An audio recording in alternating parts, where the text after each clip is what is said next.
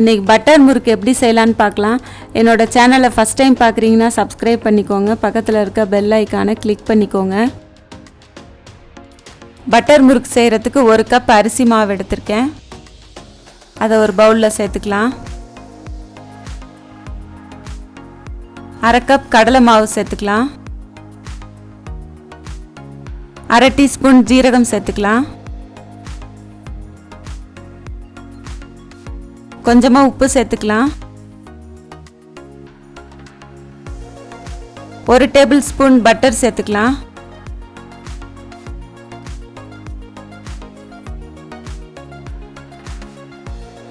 சேர்த்துட்டு அந்த பட்டர் எல்லாத்தையும் ஒன்றா கலந்து கொடுக்கணும். தண்ணி இப்போ ஊற்றக்கூடாது.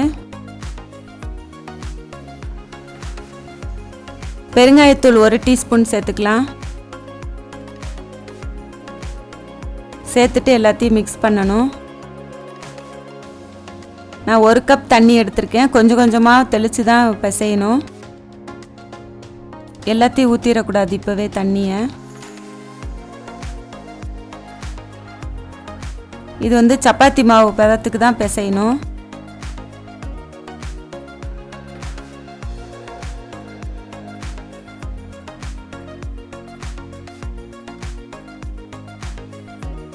இந்த மாதிரி மாவு பிசைஞ்சுக்கணும்.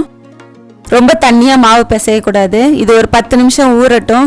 நான் எடுத்த 1 கப் தண்ணிக்கு 1/2 கப்புக்கு இருக்குது தண்ணி மிச்சமாக இருக்குது.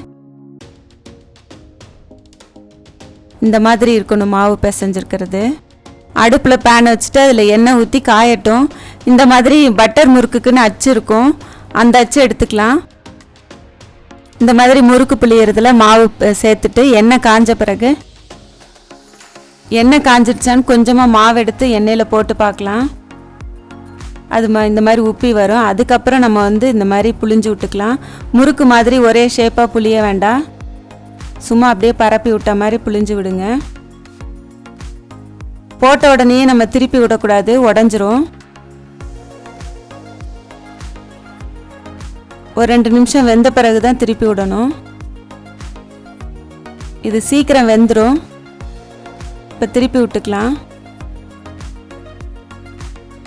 இதோட அளவுகள்லாம் நான் டிஸ்கிரிப்ஷன் பாக்ஸில் போட்டிருக்கேன், பார்த்துக்கோங்க. ஒரு பக்கம் வெந்த உடனே அடுத்த பக்கம் திருப்பி விட்டுட்டு எண்ணெய் சலசலப்பு அடங்கினோன்னு எடுத்துடலாம். இது ரொம்ப நேரம் விட்டோம்னா சீக்கிரம் கருகி போயிடும். இது ரெடி ஆயிடுச்சு. இதை செஞ்சு பாருங்கள். இது ரொம்ப நல்லாயிருக்கும். செஞ்சு பார்த்துட்டு உங்களுக்கு பிடிச்சிருந்தா லைக் பண்ணுங்கள், ஷேர் பண்ணுங்கள், என்னோட சேனலை சப்ஸ்கிரைப் பண்ணுங்கள். தேங்க்யூ.